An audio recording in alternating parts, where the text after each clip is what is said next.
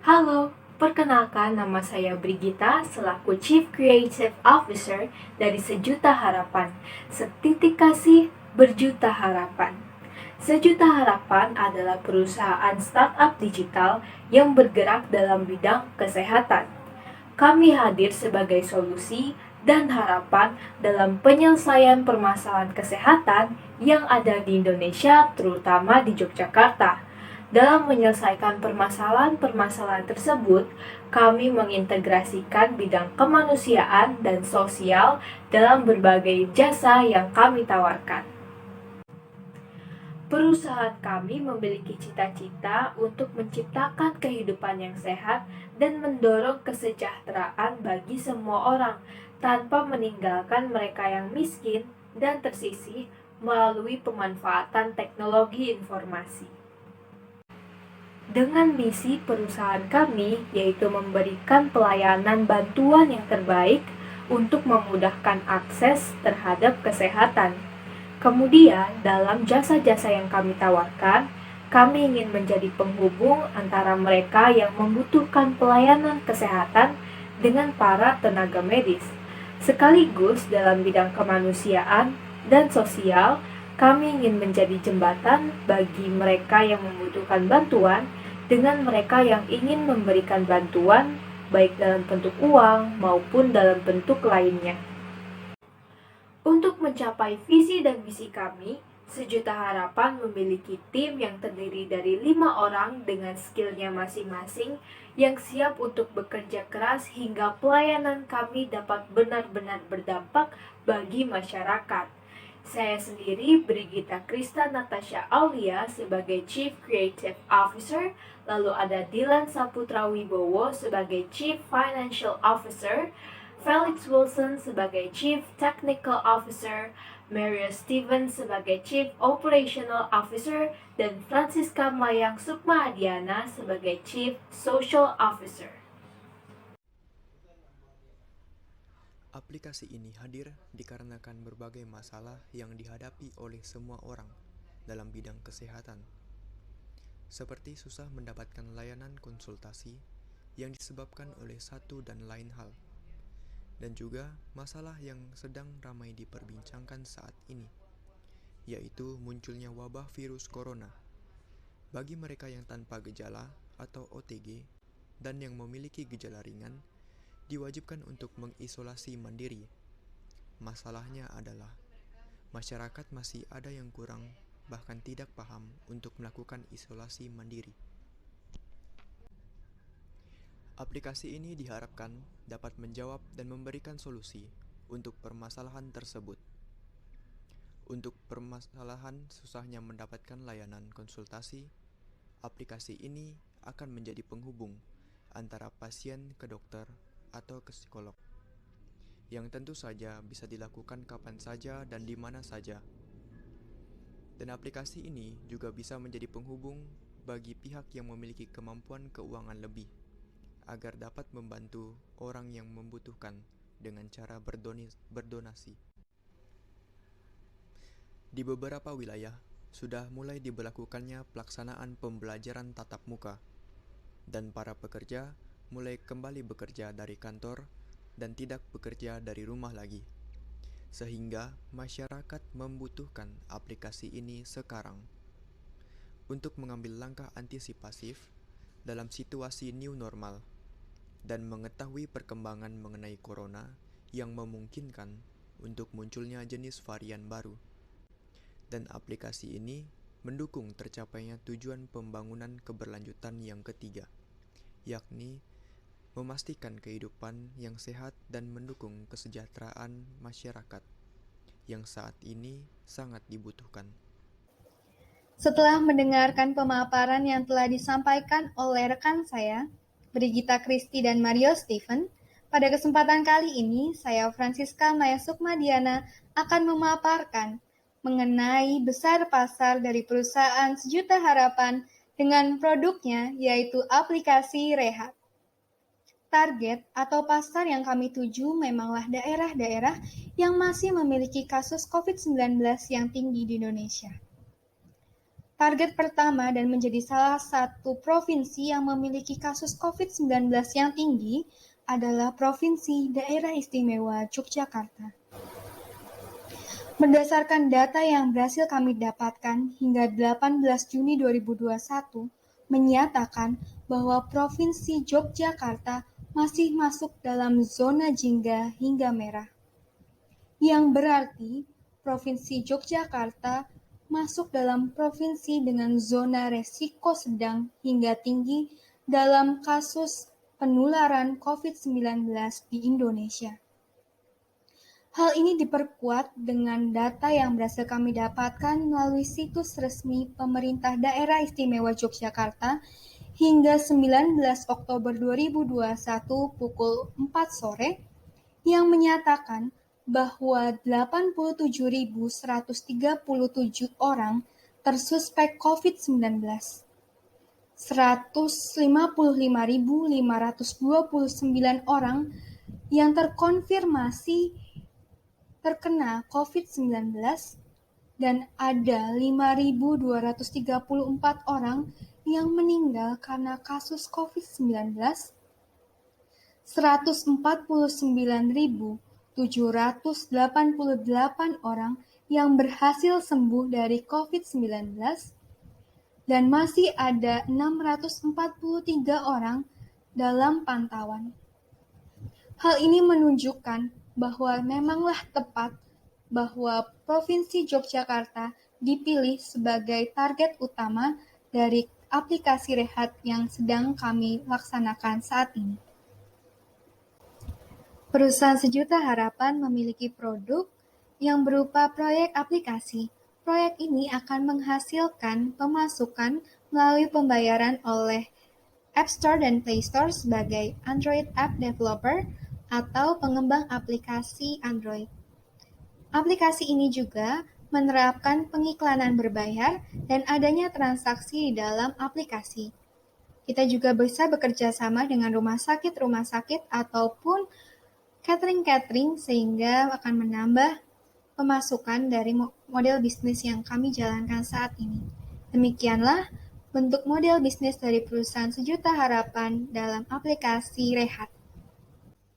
Dalam bidang hal kompetisi, sebagai perusahaan yang bergerak dalam bidang kesehatan, sosial, jasa, dan kemanusiaan, kami sadar bahwa ada para pelaku bisnis lain yang menjalankan model bisnis yang serupa dengan kami, seperti Halodoc dan Alo Dokter yang merupakan aplikasi kesehatan. Kesamaan antara Halodoc, Alo Dokter, dan aplikasi Rehat adalah sama-sama aplikasi kesehatan yang menjadi penghubung antara dokter dan pasien dalam konsultasi daring. Namun, yang menjadi pembeda antara aplikasi Rehat dengan aplikasi lainnya adalah adanya prioritas fitur yang akan memudahkan kita semua dalam menghadapi masa pandemi seperti saat ini, yaitu fitur donasi, pemesanan makanan, dan adanya robot bincang yang akan menginfokan informasi dan data-data terbaru tentang COVID-19 dan akan membantu para pasien COVID-19 yang sedang menjalani isolasi mandiri. Tidak hanya tantangan dari para pelaku bisnis lain yang memiliki model bisnis serupa, tetapi kami juga menghadapi masyarakat yang tidak percaya akan adanya corona dan menganggap COVID-19 adalah penyakit konspirasi semata. Dan yang terbaru, ada pula kelompok masyarakat yang merasa kebal terhadap COVID-19 karena sudah mendapatkan 2 kali dosis vaksin, sehingga mereka abai akan protokol kesehatan. Saya akan menjelaskan fitur yang aplikasi kami tawarkan.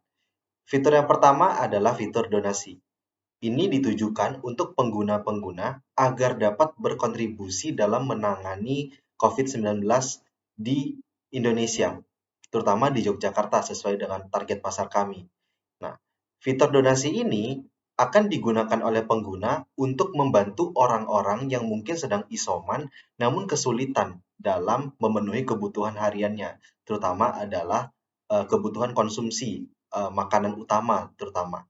Lalu yang kedua adalah fitur e-money. Fitur e-money ini adalah fitur yang akan didapatkan oleh pengguna melalui konversi daripada hasil donasi mereka. Jadi ketika pengguna ini berdonasi, hasil daripada donasi itu akan dikonversi menjadi e-money aplikasi dalam bentuk koin. Lalu fitur yang ketiga adalah info COVID-19. Tujuan utama daripada info COVID-19 ini adalah memberikan informasi yang valid kepada pengguna. Misalnya saja, ada informasi mengenai jumlah angka COVID-19 di Indonesia, lalu juga ada kebijakan terbaru pemerintah dalam menangani COVID-19, sehingga pengguna dapat mengetahui regulasi terbaru apa sih yang sebenarnya sudah diterapkan oleh pemerintah dalam menangani COVID-19. Fitur berikutnya yang keempat adalah fitur pemesanan makanan. Fitur ini dapat digunakan oleh pasien-pasien isoman agar mendapatkan kiriman makanan yang sehat sehingga mereka dapat berfokus pada pemulihan kesehatan mereka dari virus COVID-19. Lalu ada fitur kelima yaitu fitur konsultasi. Melihat di masa sekarang, orang-orang mungkin ada yang takut datang ke rumah sakit, lalu mungkin juga tenaga kesehatan di rumah sakit yang kesulitan dalam menangani pasien yang sangat banyak. Kami memutuskan untuk menghadirkan layanan konsultasi virtual sehingga orang-orang dapat melakukan konsultasi dari rumah mereka masing-masing. Sebenarnya penggunaan fitur ini sama saja dengan aplikasi-aplikasi kesehatan lainnya. Namun yang membedakan adalah pengguna akan menukarkan koin atau e-money aplikasi kami agar mendapatkan layanan konsultasi. Itu adalah 5 fitur yang kami tawarkan pada aplikasi kami. Harapan kami melalui seluruh fitur itu, dengan sistem yang sudah kami buat, orang-orang tidak hanya berfokus pada mungkin makanan yang akan mereka dapatkan, namun mereka juga dapat membangkitkan nurani mereka sehingga dapat berdonasi walaupun hanya sedikit dan membantu bahu-membahu untuk memperbaiki keadaan kita, memperbaiki kondisi kesehatan negara kita agar segera pulih dari COVID-19. Keuangan. Dana yang kami butuhkan adalah sebesar 40 juta rupiah. Mengapa? Pertama, merekrut mobile app developer sebesar 10 juta. Dengan gaji rata-rata app developer di Indonesia ini sebanyak 5 juta, maka kami bisa menyimpulkan bahwa kami akan mendapatkan sebanyak 2 mobile app developer. Kedua, untuk biaya pengembangan aplikasi. Untuk mengembangkan sebuah aplikasi, kami membutuhkan beberapa software tertentu seperti Adobe Flash, Android Studio, dan Cordova. Oleh karena itu, kami membutuhkan dana sebesar 3 juta untuk aplikasi software tersebut.